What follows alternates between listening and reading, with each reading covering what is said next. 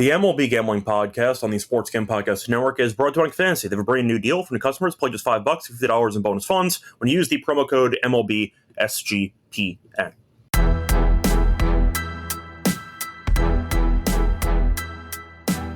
And welcome, everybody, to the MLB Gambling Podcast here on the Sports Gambling Podcast Network. It's currently Wednesday afternoon, August 20th, around 5 p.m. Eastern. I'm your host, Scott Reichel, joined by Dylan for the first time this week. I was with Alon for the last couple of days. Dylan, long time no see. How's it going? What's up? I'm doing good. The main question I think everyone wants to know, you probably talked about it, but Vegas, I'm doing good, but I think everyone wants to know about your stories. Any wild nights? Wild nights, there was one where I ended up going out with Adam and Noops. You know Noops from Visa? No. So anyway, we ended up going to a pizza place at like 2 in the morning, and we waited like an hour for them to make our pizza, which was a whole separate story. So we ended up getting back to the hotel at like 3:30. We sat at the hotel lobby bar, which was closed off. We just moved the things out of the way and we got a table. Yeah. And we were waiting for security to kick us out, basically. So we had each like a slice of pizza, and then somebody offered to buy the rest of the pizza from Noops for $100, and he just sold the pizza. So we went amazing. for like an hour and a half so I could get one slice, basically. But I can't get mad at him because that is such a positive EV play to sell your pizza already eaten for $100. So I was just impressed. But, that's what happens in Vegas at 4 in the morning. So, jeez. And How many slices did he have left? Like 6, I think. Oh, wow. So it was basically like a whole pie, essentially.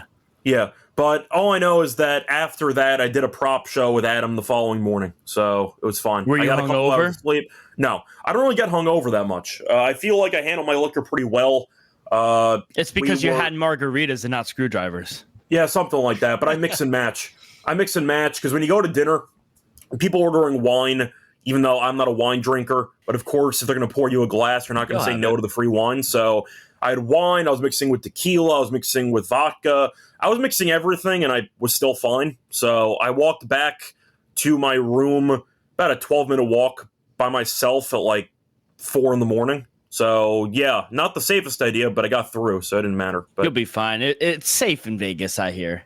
It depends on which area. But what I do know, though, is that I had a good time. And we played some bets. Adam and I worked out. So shout out to WNBA Action for paying for a decent amount of my stuff because we killed in WNBA. So did you win more than you lost? Yes. Now, of course, I still paid out of pocket for the flights and everything like that. So I guess it was a net negative if you include the expenses. But that's all tax deductible. It was a work trip. So can't complain. I made money. No. So overall, not bad. My only complaint was the final fight of the main event, but that was basically it. When is your next time going to Vegas? Week 1 of the NFL? No, I usually go probably 2 times a year, give or take. I could go more if I really wanted to, but I don't really know if I'm going to be able to fit it in my schedule. Mm-hmm. I have my friend's bachelor party coming up around the start of the NFL season. Nice. Where? Baltimore, actually. Oh, nice. Let me know. I know some great places. Sounds good. So we were going to get tickets to go to a Ravens game, actually. The bank is a great environment. Maybe Camden Yards. I know they're not a good team, but Camden Yards is one of my favorite ballparks as well. Unfortunately, I think the season will be over for Baltimore by then in baseball because that's going to be October. So it's going to be done. Yeah. So we'll see. But the point is, I have that coming up. I might try to fit in a trip to Wisconsin to visit my friend too. So nice. I have trips in mind, but Vegas might be on the back burner. But I have a good time when I'm there, so can't really complain. You said you've never been. No, never been. Farthest west I've been is Colorado, so can't even say that's. Is there really a reason west. why you have not gone to? Are you afraid of 5+ hour flights? No, not at all. I really want to go and see Oregon or Seattle. I love the Pacific Northwest. No particular reason. Everyone that I know and friends that have gone to Vegas, they say it's extremely expensive. Yes, it is. Yes, it is. Especially for guys, girls, at least they buy you the drink. So, just no particular reason. I'm in the process of saving all of my pennies. I am trying to buy a house. And, living in the Northeast, it is very expensive. Yes, it is. So even just like a 2-3 bedroom, it's like $500,000-$600,000. So, that's my mission right now is to just buy a house before I start traveling. But Traveling, I am going to Florida next week, and then I am going to my cousin's wedding in Newport, Rhode Island. I love Nice. Newport. Yeah, Sounds fun. Yeah, that's fun. Yeah, Rhode Island I've been to a couple times.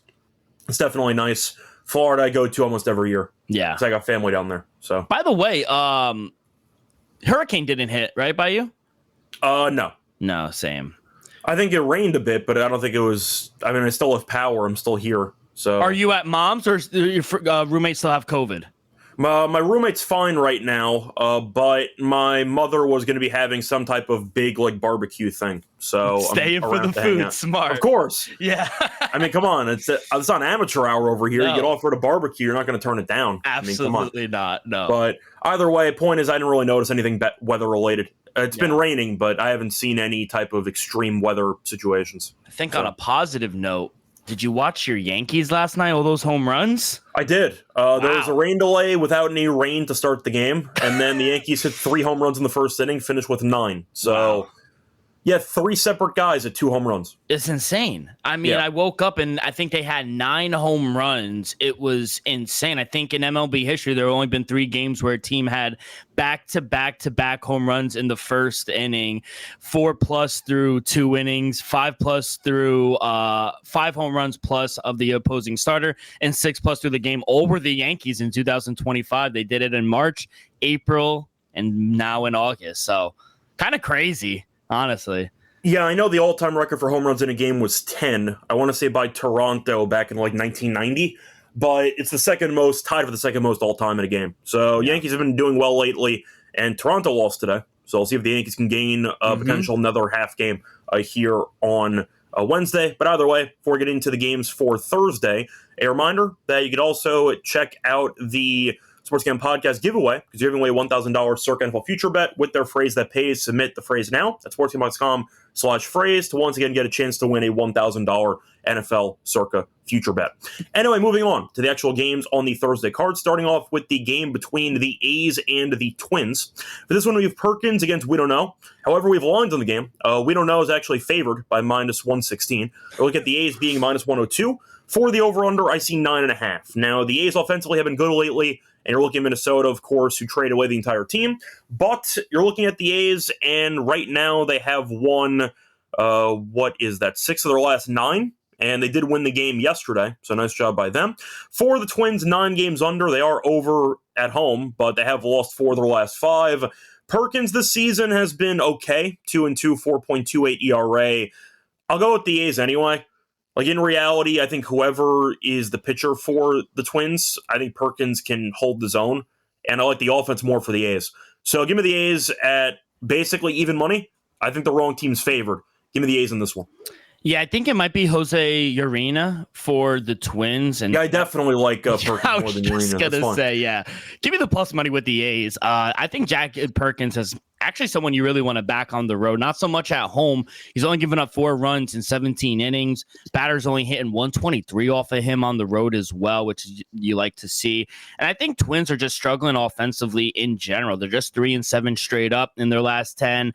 They're still on my do not bet list. I'm not a fan of the Twins. And you mentioned it. A's have the better lineup. Jose Urena really doesn't go long in the games. Walks are an issue. And I just think offensively, this A's team could get to him. So I don't think they could keep up offensively. I think the A's are the better team. So in a coin flip game, I'll take the plus money here with the Athletics. Yeah, I think at the end of the day, it's just a price that I don't agree with. I don't see plus money. I see only -102, but close enough, basically even money for this one. Moving on to the next game, Rangers taking on the Royals. Royals actually fighting for a wildcard spot. They've been really good lately. You have Corbin against Lorenzen. So for this one, you're looking at basically -115 on the Royals, -105 for the Rangers. For the over-under, I see 9 in this game. Kansas City, though, has been really, really good. They've won 5 in a row. They've won 7 of 8, and they are on the verge of potentially sweeping the Rangers as they won the first 2 games in the series. We'll see what happens. Once again, they actually have to play tonight, so it would be an impressive 4-game sweep if they get the job done. But the Royals have officially leapfrogged the Guardians for second place in the division. Guardians are up right now, though, so if they win, they will make it a tie. But the Royals have been pretty good lately. Corbin, you're looking at his numbers this season, 4.45 ERA. Not very good, but you remember it's Patrick Corbin. You'll actually take it because we thought it'd be a lot worse. But he got shelled the last start against Toronto. 2 1/3, 7 earned. Then again, the Blue Jays at home are nasty against lefties, so it was not really surprising. He got shelled. Lorenzen this season, not great either, 4.43 ERA.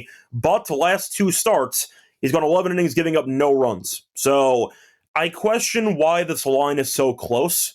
The Rangers were fighting for a playoff spot about 3 weeks ago, a month ago, and immediately fell apart. The Royals have been really good. Lorenzen's been good lately. Corbin is not. I'll go with the Royals minus 115. It's crazy. We were talking about 2 weeks ago, I think, before you left to Vegas. We were like, which team would you buy in the AL West? And it was talking about either the Rangers, Seattle, and now look, the Rangers, they're done. I don't think they're going to. Well, all 3 teams have been terrible right now because the Astros lost again. They can't score a run, Scott. They scored 2 today, but unfortunately, Valdez gave up 4 in the first inning, so it didn't matter. And you have whatever Seattle's doing because they got buried again by Philly today. So, yeah, a lot of the teams in the AL West are not exactly doing their part right now. I'll put it that way. Yeah, for this game, I like the Royals here at home. I'm not a fan of Patrick Corbin on the road. He couldn't even go 3 innings in his last start. The whole month of August, in actuality, he's been bad. Even in the 1 start versus the Royals earlier in the season, they lit him up 4 runs in 5 innings. He gives up the long ball. He's given up 2+ walks. Walks are an issue. 2+ walks in 6 of his last 7 games as well. And Michael Lorenzen, he has been way better in the past 3 starts. I know earlier in the season he hasn't been the best, but last 3 starts he's been really good. He's also backed up by a top 10 bullpen. They're the hotter team. I don't trust the Rangers on the road. I don't think a lot of people do. They're red hot. I made them a minus 120 favorite. Minus 108, I see. I think that's a very fair price for the Royals at home. Yeah, I think it's too cheap. I think they should be like minus 130 in this game. Yeah. Moving on to the next game, Brewers taking on the Cubs. Cubs swept the doubleheader yesterday. You have Priester against Imanaga for this one. For the pricing, I see Milwaukee around plus 120. See the Cubs at around minus 140. For the over-under, I see 7. Didn't work out yesterday. Then again, the pitching scenario is kind of weird because it was supposed to be Woodruff against Boyd. Then Woodruff got the late game. So I ended up picking the Brewers as my dog for the show. But that got a little bit weird. But either way, they lost both games anyway, so who cares? I'll ask you because I still am tempted by Milwaukee plus 120. But the Cubs are starting to wake up a bit more, thank God. They were terrible for about a month straight. Any thoughts? Because I think on principle, 120 still feels too high. With Priester being this good this season, I guess I'm still on Milwaukee, but I acknowledge the Cubs are starting to wake up.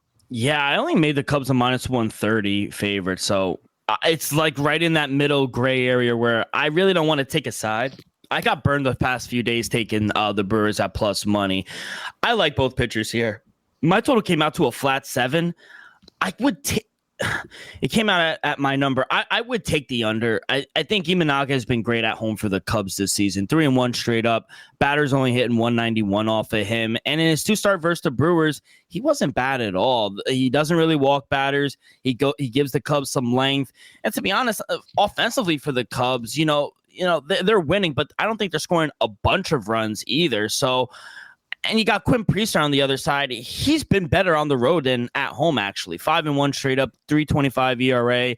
And he only gave up 2 runs in his last start versus this Cubs team. So I think you got 2 good pitchers, 2 top 10 bullpens. You got winds blowing in tomorrow afternoon as well at Wrigley. So that should help. So I probably would take a first 5 under. I would take the under. I don't want to side. I probably would take the plus money with the Brewers, but they burned me the past few days. I kind of like the under instead. Yeah, I don't mind that too. I think it could be a very close game. We'll see what happens, but plus 120. Yeah, I feel like it's a game I might not bet actually, but that price does feel pretty juicy for Milwaukee.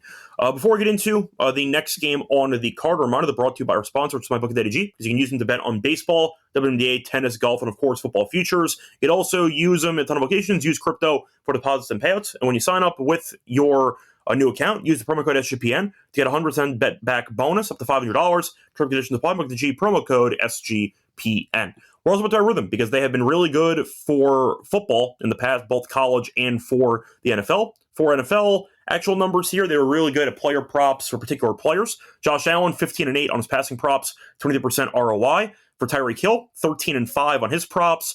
I imagine mostly unders because that quarterback situation was terrible last year. 31% ROI. They also have options for baseball, WNBA, golf, and college football. You can build your own model in any of those. And a reminder, they could also use a free week trial by using the promo link that we have with Rhythm. Use the link sportsgamblingpodcast.com/Rhythm to get your 7-day free trial. Welcome back, everyone, to the MLB Gambling Podcast. Finished going for the first couple games on Thursday. Time to move on into the next game. Moving on to the Dodgers taking on the Rockies. Ohtani was plus 100 at a home run yesterday, and he did. You have Kershaw, who's pitching against Dollinger. For this one, the Dodgers are minus 280, give or take. The Rockies are around plus 230. For the over-under, I see 11.5 or 12.5. Now, Kershaw, by the way, for the run one, Dodgers minus 1.5 is minus 170. So it's 2.5 or pass. Kershaw, though, has been really, really good lately. So Kershaw's last 3 starts, he's gone 18 innings, 2 earned runs. So he has completely been incredible, and we'll see if he can keep rolling here in Coors. For the opposing pitcher here, we know that looking at Dollinger, like most Rocky pitchers, he stinks. 2-9, 6.43 ERA, nothing else to add. I'll ask you, it's Dodgers 2.5 or Rockies keeping it close? I think I'll actually go Rockies getting their asses kicked. Give me the Dodgers minus 2.5, but it's so tough to bet on any of these games. Yeah, I agree. What do you think that line would be? 2.5? Yeah, you think you get plus money? I'd say no. Maybe one book would give you even, but as the road team minus 170, it's probably minus 110. Take 60 cents off. I'd probably look at the over, maybe the team total over for the Dodgers, depending on the number, but I think they'll be able to get to Chase Dollinger. You know, just look how bad he's been at home this year. You mentioned it, 9.16 ERA, 38 runs given up in 37 innings. Batters hitting 325 off of him. That's insane. He wasn't and he hasn't been good in that one start versus the Dodgers either. Walks are a big issue for him. And just like at the past few games for the Rockies, 3 of the last 5 games have ended in double digits. The over has been profitable lately for the Dodgers, 7-3 in their last 10. And when Chase Dollinger's out of the game, I just think this offense for the Dodgers is going to be able to get to that bullpen. Second worst bullpen in the league. I would take the over. My total came out to 12.4. I just don't trust the Rockies maybe to help us get over to that number, but maybe Dodgers team total. That's kind of how I would play the game. I probably won't bet it, but yeah, Dodgers team total. Yeah. Once again, do you think Kershaw pitches well? Because if you do, then you just go with the run line. Yeah, I do. He's actually been really good lately, and he surprised me. I didn't think he was going to be able to pitch that well since coming back, but he's probably been one of their best pitchers. Yeah, it's kind of ironic because I was giving him a bit of a hard time in making the All-Star team despite not really earning it. And since making the All-Star team, he's been pitching at an All-Star level. So I guess, if the All-Star game was what he needed, I guess, to get his mojo back. But either way, he's been really good. Moving on to the next game, looking at the Mets taking on the Nationals. The Mets have started to play well, but the Nationals also might stink, so it balances out. You have Manaea against Gore in this one. For the money line here, Mets are minus 134. I see the Nationals around plus 114, plus 118. For the over-under, I see 7.5 or 8. So in the Mets game, yesterday I did not pick the Mets, but I had the over, and that got there. Shout out to McNeil, of all people, for what a home run. Inning. Yeah, what a home run to cash the over. But either way, point is, we saw Peterson pitch well. The Nationals, doesn't matter who they use, they can't pitch. Irvin was terrible. But Gore has been a really, really up-and-down pitcher his entire career. For the last couple starts, 6 innings, 2 runs against the Phillies, 6 innings, no runs against the Giants, 3 innings, 8 runs against the A's, 5 1/3, 6 runs against the Astros. So nobody knows. Nobody knows if he's going to be good, if he's going to be bad. Manaea has been, how do you describe Manaea so far this season? Serviceable? I would say disappointing. Fine? No, disappointing? Yes. Okay, you go harsh on that? Okay. Yeah. Point is, he's a classic back-end rotation guy. 1-1, 4.78 ERA. He's been pretty bad lately. The last 3 starts, 14 2/3 innings, giving up 13 earned runs. I think I'm still taking the Mets, though. They've started to heat up at the same time as the Yankees. Not that it really matters either way, but it's something you notice. New York fans are a lot more, I'd say, relaxed when their baseball teams are actually winning, and they both look good right now, but the Nationals stink. Gore's, once again, a box of chocolates, and you're looking at Manaea, who might not be good, but the Nationals can't hit. So I like the over, though. I think 7.5 is too low for a total, and I don't really trust either pitcher in this game.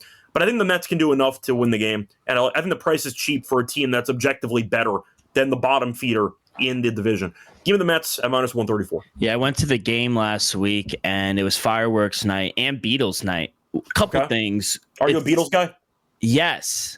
But it's surprisingly that they only know Ringo Starr and John Lennon, that they don't really know Beatles, which they were kind of putting people Sorry, on wait, blast. Ringo and who?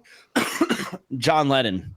Okay, yeah. And I thought you said John a Legend, and I'm like, I think we went off the deep end. No, yeah, okay. no. Making sure you said Lennon. All right. And then they had fireworks at the end.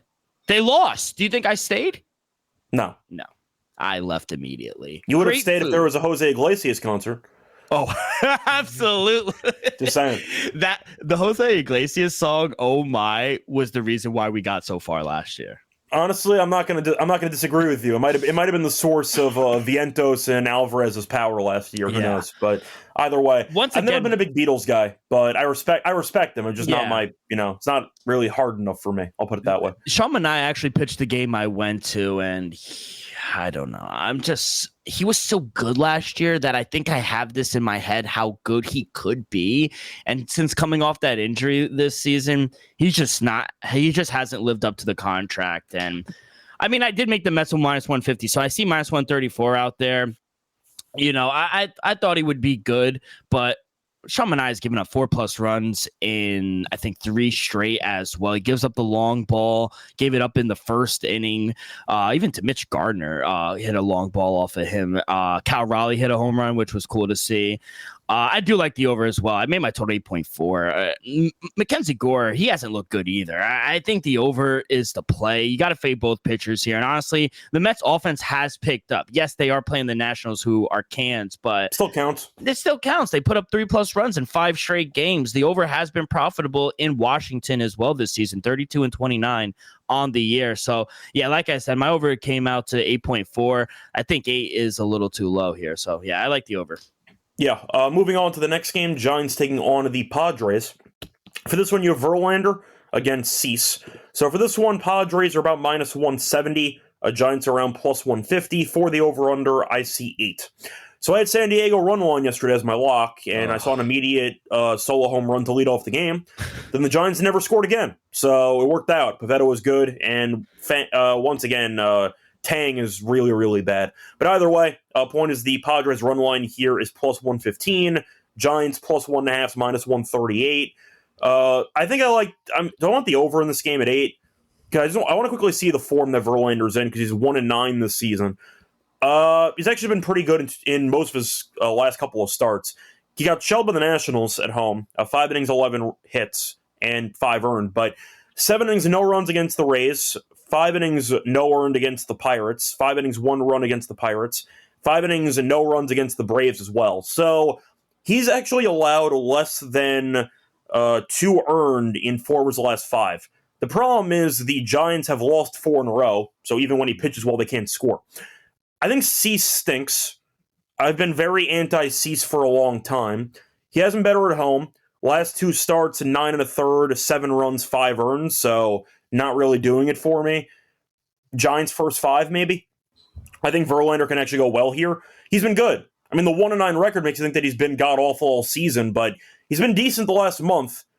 I think that he can out-pitch Cease early. Give me Giants first 5. Yeah, I did make the Padres a minus 160 favorite here. I think getting minus 170 at home, I just think that's getting a little up there. Dylan Cease, I agree. He is a much different pitcher at home than he is on the road. 3.61 ERA, batters hitting 215 off of him. Padres are 3-0 straight up in his last 3 home start, despite losing their last 4 games. They're still a great team at home, 38-21 straight up at home this season. And I agree. I do think Verlander has been better, but even with better command, the Giants have lost 10 of his last 11 starts. They don't give him any run support. And even when they've been winning the past couple games, I just don't trust this offense. They're averaging just around 4 runs per game, bottom 6th in the league. I think we see a lower scoring game. My total came out to 7.6. Unders have been profitable in San Diego this season, 33-25 toward the under. So I think we see like a 4-1, maybe 5-2 type of game, but I feel like 8 is a little too high. I'll take the under. I like the under too, but I actually thought about a sneaky Padres under, because I think that Verlander can go decently in this game. Moving on to the next game, though, looking at the Red Sox taking on the Yankees. Big series, because right now they're going neck and neck for second place in that division, and the Blue Jays lost the series to the Pirates. So we'll see if they can get closer to the division.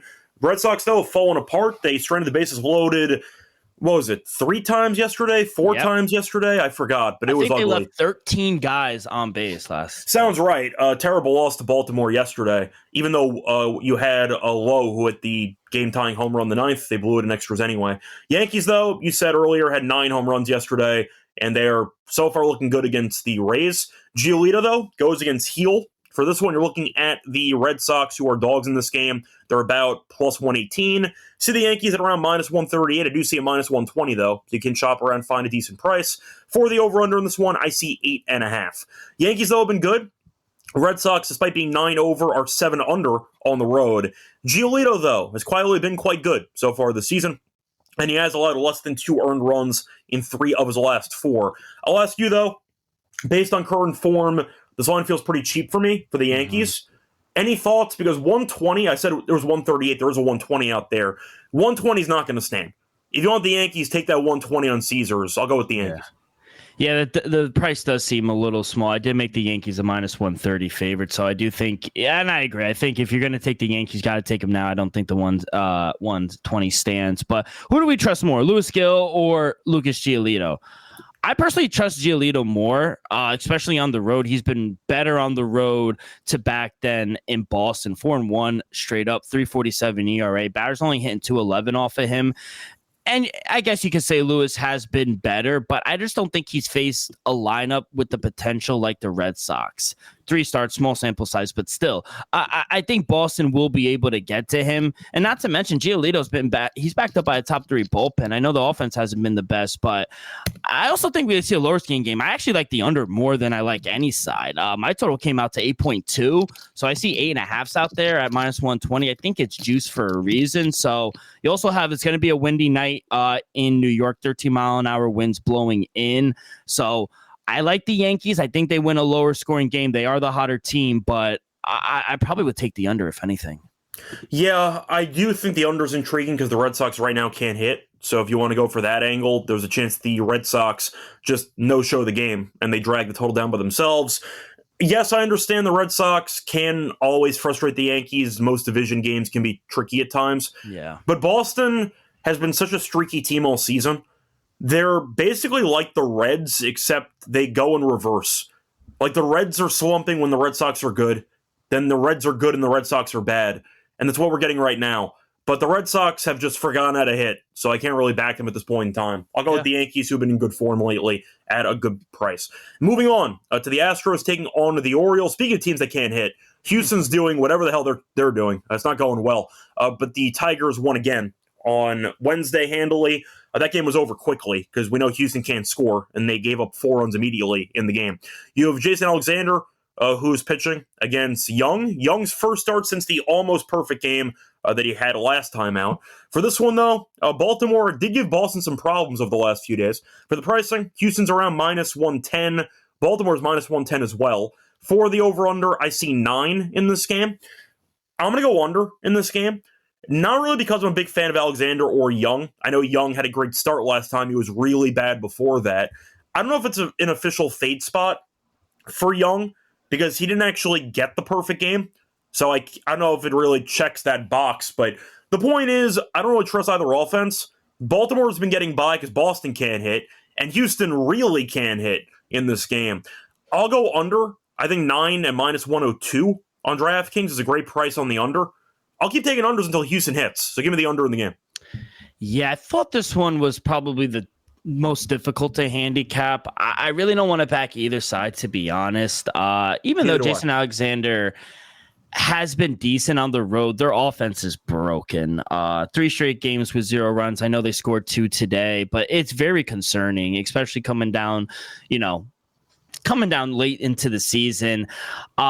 I guess I'm thinking about this game, taking the Orioles team total over. Their offense has been much better recently. They've been scoring more this past week.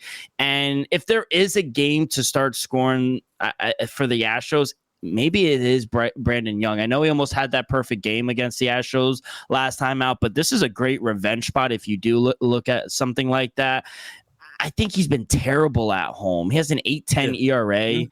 342 batters are hitting off of him. I know people might be scared of the of taking an over. I see nines out there. My total came out to 9.4. I would be scared of taking the over just based on how Houston's offense has been. But I what I'm not afraid of is taking Orioles team total over. That's how I would kind of play this game. Yeah, I think that it's a good spot, as you mentioned, for Houston to get some film on Young and to actually show up and play pretty well. But to be honest, I'll believe it when I see it. Yeah, that's fair. I just don't see any value taking an over backing Houston when they right now cannot hit the ball. They've been shut out in, 4 of their last 6. Yeah. Scored 2 runs today. Like, I can't trust this team at all. What's wrong with them? 9 is too high. They had some injuries. I know that Pena got hurt. You're looking at Trammell, who also got injured today. I don't think Trammell's that good, but he banged into a wall. He's probably going to be out for a couple of games. So, yeah, right now, I mean, Jordan never came back. We'll see when he comes back. Paredes got injured. Wasn't he supposed to come back last week? I know that he had a setback a couple of weeks ago, so we'll see when Jordan comes back. But the point is they've had injuries, but it just feels like right now they're going through it, and I don't want to back them or take an over when they're going through it. Do you still favor them to win the West? Seattle stinks too. So I don't know what to do because Seattle's getting blown out every game. Seattle won the first game against the Mets. They came back. They got buried in the last 2 games. And then they went to Philly and they got destroyed. So every team in that division is terrible right now. So right now, Astros are 1.5 games ahead of Seattle. I guess it comes down to who do you believe in down the stretch this last month or so, the pitching of Seattle or the pitching of Houston? I think I believe in Seattle's pitching more. The problem is Seattle's been striking out a ton. And we actually backed some strikeout props on Luzardo today on the prop show this morning. And I think it was Sanchez and Luzardo back-to-back days had 12 against Seattle. Yeah, I saw that. I mean, it's been an issue in years past. Seattle used to be a strikeout team. Every game they were striking out double-digit times. This year they got better at it, but now they're back to striking out a ton. So I have no idea. They're such a streaky offense. When I went to the game on Friday, they busted out 11 runs, and then they laid an egg the next 2 games. Pretty much. Then they had a big offensive game against Philly. They lost anyway because they couldn't pitch. Yeah. Both teams are going through it, and Texas has been terrible. So, gun to your head, do you think Seattle wins it, or do you think they hold on to Astros? Gun to my head, I'll pick Houston.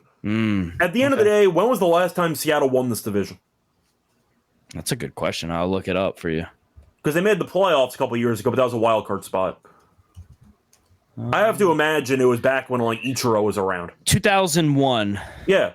That's 116 and 46. Yeah, and they lost to the Yankees. Shout out to the Yankees. Point is, though, they've won in this division in basically 24, 25 years. Wow. So if you're asking me, do I think then the back of their mind there's more pressure on Houston or Seattle? I think it's Seattle.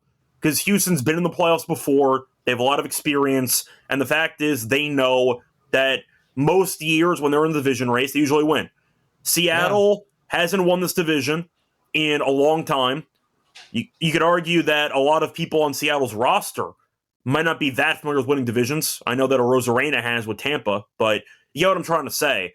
I think that there's more pressure on Seattle than Houston. Houston has the excuse of half our team's injured. What's Seattle's excuse? They just can't pitch right now. They can't, yeah. Which we would think would be their one strong spot. Yeah, the bullpen's been pretty ugly lately. I know Castillo got shelled today, but it didn't matter because Luzardo was really good. But yeah, I think if you're asking me which team I'm picking to win the division, I'd go Houston, just because I've seen them do it before. Seattle hasn't done it since I was 4 years old. That's a problem, you know? Yeah, you're right. So who are you going to go with?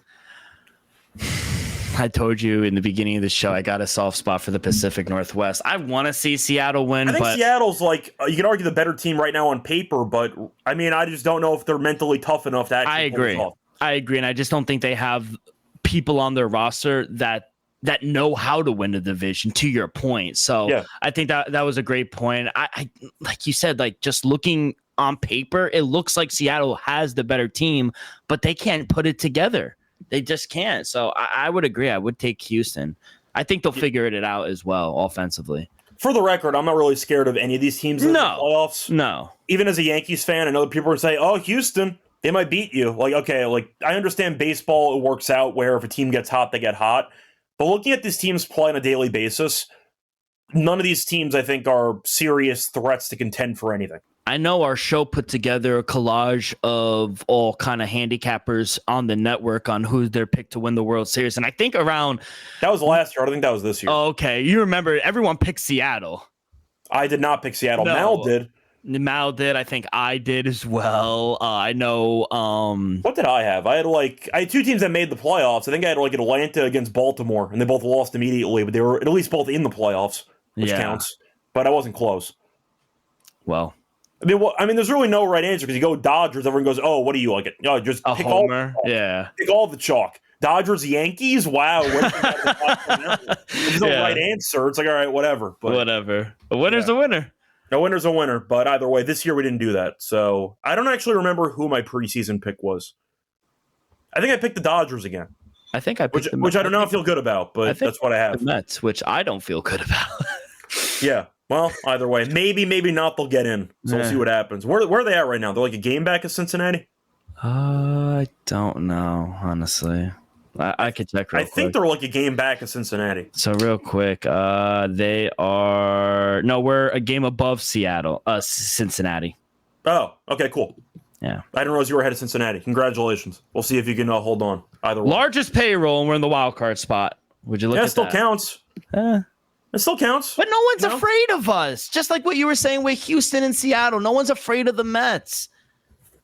Yeah, I see Keon mentioning Seattle has the distinction of being the only team to never win a pennant and to never make a World Series. Oh. So, I mean, yeah, it sounds about right. Yeah, it does. Rockies did make one. They didn't win a game. I did love that team, though. I love that team. To this day, that might be one of the best baseball games I've ever seen.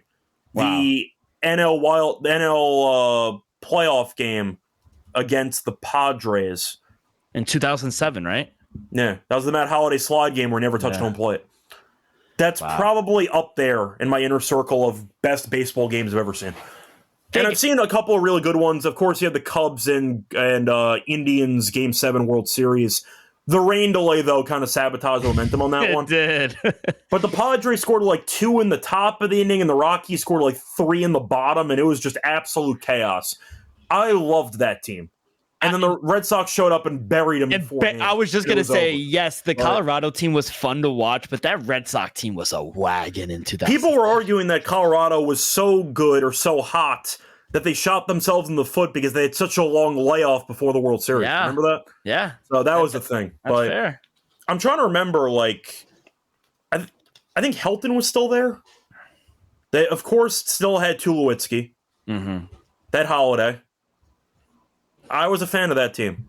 They had, who did they have? Garrett. I remember though. That was a playoff game, right? The winner got in, the loser went home because they tied with San Diego, right? Exactly. Yeah. Yeah. So that was the playoff game basically, and that was an all-time great baseball game. They had Todd Helton, Matt Holliday, Frankie Morales. Okay. I don't remember Morales. Was Cargo there? Cargo. I think that might have been before Cargo, but I'm not sure. Yeah. That's probably before, but they had John Lester. Remember, John Lester was pins in the fucking playoffs for the Red Sox. He was so good. Yes. Lester was really good for Boston. And Josh Beckett. Oh, no, that Red Sox team was absolutely loaded. Best name, Coco Crisp. He had the fro for a little bit. Yeah. Legend. Yeah, I remember Coco. Yeah. Oh my God. That Red Sox team was stacked. I mean, Jacoby. That was back when Jacoby was actually good. Big Papi. Dustin Pedroia. He never gets enough love. He won MVP. Yeah. Yankees fans are salty he won MVP, which I understand, but he was a very good player. He was. So, that team was stacked, but the Rockies, that is right, though. Seattle never made the World Series. So, there you go. So now I actually have to root for them to get there. Oh, you can root for them. I just think, once again, they're just not going to do it. No. But it's fine. That's why Mal doesn't care about that stuff when he picks. He just wants to go for, the fun team. But it didn't work out for him last year. We'll see what happens. Anyway, moving on to the last game on the card. You have the Cardinals taking on the Marlins. You have Gray against Boyle. So for this one, look at the matchup. I see the Cardinals at around minus 125. I see the Rays at around plus 105. For the over-under, I see 8.5. Now, both teams we know have not really been doing much lately. They're both below 500. You're looking at the Cardinals, who have won 2 in a row. They have been good offensively against the Marlins in the last 2 games. Gray, though, was really bad in his last start, and I ended up backing him. I don't want to talk about it. The Yankees killed him in that game. Last start, he ended up going 5 innings, 6 runs. However, he was good the 2 starts before that. And for Boyle this season, he has been quite underwhelming, 4.68 ERA. ERA, though, at home of 0.6. So he's been really good at home. The last 2 starts, he's gone 5 1/3, 10 runs allowed on the road, obviously, against the Giants and against the Mariners. I'll go Cardinals in this one. They've been hitting the ball. No real opinion because I think both these teams aren't very good, but at least the Cardinals offense has been doing something lately. Good enough for me, and I think Gray's better than Boyle, even though he did not do me any favors over the weekend. Give me Gray and the Cardinals at -125. Yeah, I'm going to take the plus money here. My numbers actually made the Rays a -120 favorite. I think Joe Boyle is just a much different pitcher at home than he is on the road. Just 1 run given up in 15 innings for a little smaller sample size, but and you know, I think outside of those two games against the Marlins, I really didn't like the way they played in that series against the Yankees. They lost me a lot of money, so I just think this is a good opportunity for Boyle to keep on rolling. The Cardinals offense, you mentioned, they do fall off a little bit when they are on the road. They're averaging around 4.55 runs per game at home this season, the Tampa Bay Rays. And, you know, we talked about Rangers earlier not being a good road team. Cardinals are another team, or one of those teams I like to fade on the road, 28-34 straight up on the road. So I'll take the Rays here at plus money. It's true. I accidentally wrote Marlins. I meant to write Rays. Whatever. It's fine. I picked the wrong Cardinals slide. That's what happened. It's fine. It's supposed to be the Rays. Whatever. Both Florida teams aren't very good. So there you go. They blend together for me. But yeah, I'll disagree with you, but it's not really a strong opinion. I think Boyle, though, has kind of just been found out, so to speak. So I'll go with that for this one. Anyway, it's going to wrap it up for the games on the card for Thursday. Time to move on into the Lock and Dog picks. Before we get into the Lock and Dog, though, reminder, they're brought to you by our sponsor, which is Circa Million, Circa Survivor, because they're doing 3 big football contests the NFL season. Circa Million, Circa Survivor, Circa Undismo, over $20 million guaranteed prizes. And a reminder, you can also hang out at SGPN at the Circa Contest Weekend, starting tomorrow, actually, until the 23rd. It's an amazing weekend, including live shows at open bars. Plus, you get 15% off your stay with the code SGP15 at Circa. Contest open to everyone. Sign up to play with the proxy that we have. Go to footballcontest.com. Use code SGP, $50 off your proxy fees. We're also brought to Running Fantasy because they're doing Best Mania happening all summer long. 15 million prizes, 2 in first place. No waiver wire, no trades. Best balls that's for to play fantasy football. You could also, once again, use Underdog for pick'em entries. If you want to try to win 500 times your money, you win up to that if you do pick wisely with your entries. They have a new deal, though. Use the new customer sign-up deal. Play just $5, give $50 in bonus funds when you sign up at Underdog Fantasy with the promo code MLB SGPN. Welcome back, everyone, to the MLB Gambling Podcast. Finish going through all the games for the card on a Thursday. Time to move on into the Lock and Dog picks. Dylan, what do you like as the Lock and Dog for the show? Yeah, I'll start with my lock. I'm going to take the Kansas City Royals here. We're going to fade Patrick Corbin. Royals, one of the hottest teams right now, getting a very short number here. Michael Lorenzen has just been much better pitcher these past 3 starts. I like the bullpen, I like the offense. I think they're going to be able to limit the Rangers offensively. So I will take the Royals here on the money line as my lock. As my dog, I am trying to see if I could get the A's at plus money, and I cannot. I guess I'll take the team we just talked about. I think we see a bounce back here at home for the Rays. I like Joe Boyle at home. I think he is very serviceable, and I think not just the offense. I think Sonny Gray also falls off on the road a little bit as well. So I do think Tampa is a much better team than Tampa Bay than Miami Marlins. So yes, they are scoring a bunch of runs here in this series, but I think that's going to fall off a little bit when they verse Tampa Bay. So I'll take the plus 120 here, or no, plus 105, plus 105 for the Tampa Bay as my dog of the day. All right. So for my lock, couple choices. Thought about the Mets, believe it or not. Thought about the Yankees at 120, and I thought about the under in that Orioles game. I'm gonna go with the Mets. In this one at minus 134. I get them, and I is not very good.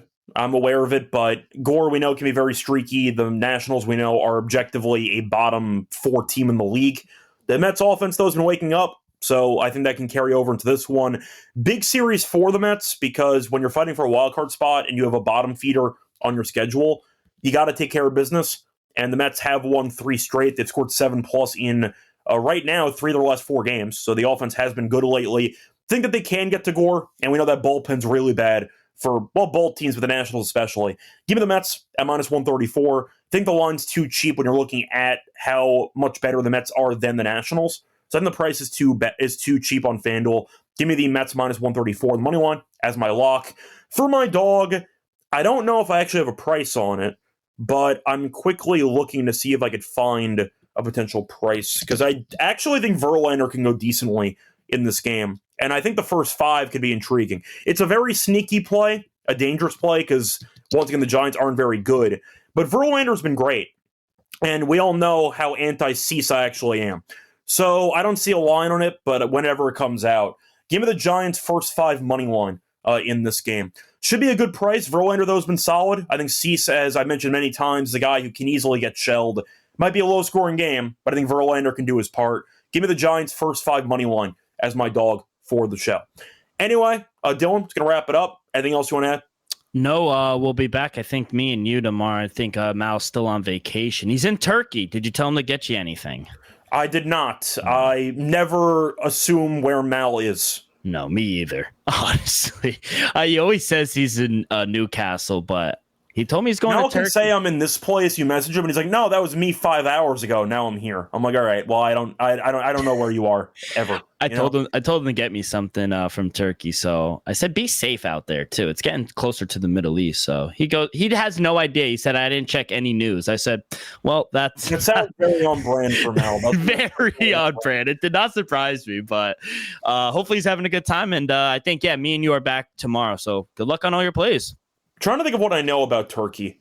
I know, of course, they're very passionate about soccer, obviously. Yes. I know that they have a ton of very nice barbers over there, like full advanced like shave stuff. They take their barber shops very seriously over there. And that's where you get your hair transplants. Yes, that I did know about too. Mm-hmm. Knock on wood, I'm in decent shape so far, so Same. I don't need it. And then you also have the bathhouses. Is that why he's going? I don't know, but I know that Turkish bathhouses are like a known thing. Wow.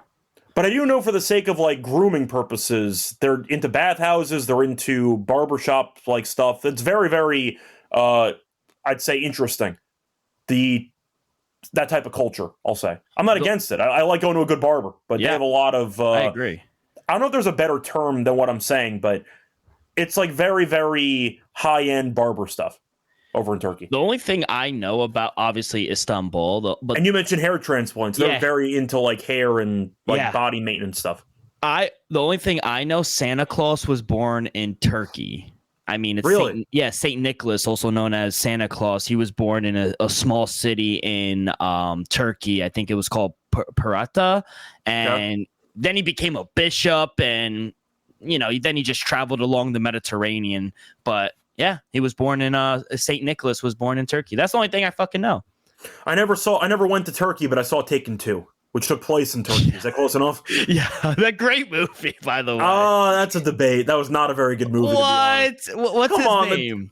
The daughter. I know. I like Liam Neeson too. I didn't see Naked Gun though, but I heard it was actually. I heard it was good. Yeah, I heard it was good. But no, when he's kidnapped and she starts throwing grenades to try to draw on the map to find out where he is. Come on.